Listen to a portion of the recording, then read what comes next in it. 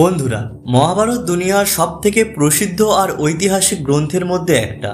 হিন্দু ধর্মের এই গ্রন্থে এমন অনেক কাহিনী আছে যা আজকের লোকেদের কাছে এখনো পর্যন্ত রহস্যময় ও অজানা। এমনই এক কাহিনী হলো দ্রৌপদী। আপনি যদি কখনো মহাভারত খুব ভালো করে দেখে থাকেন তাহলে আপনি মহাভারতের সবচেয়ে মহান চরিত্র দ্রৌপদীকে অবশ্যই জেনে থাকবেন। দ্রৌপদীর এমন কোন রহস্য ছিল যা মহাভারতে লুকিয়ে রাখা হয়েছে? আজকে জানবো সেই রহস্যগুলি এই ভিডিওর মাধ্যমে, যেগুলি দুনিয়া তথা মহাভারত থেকে লুকিয়ে রাখা হয়েছে।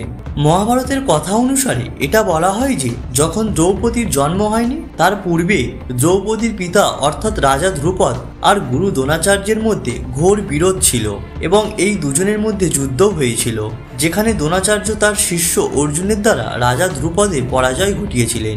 এটা বলা হয় যে রাজা ধ্রুপদ আর দ্রোণাচার্যের মধ্যে এই যুদ্ধ রাজ্য সীমানাকে নিয়ে হয়েছিল, যেখানে গুরু দ্রোণাচার্য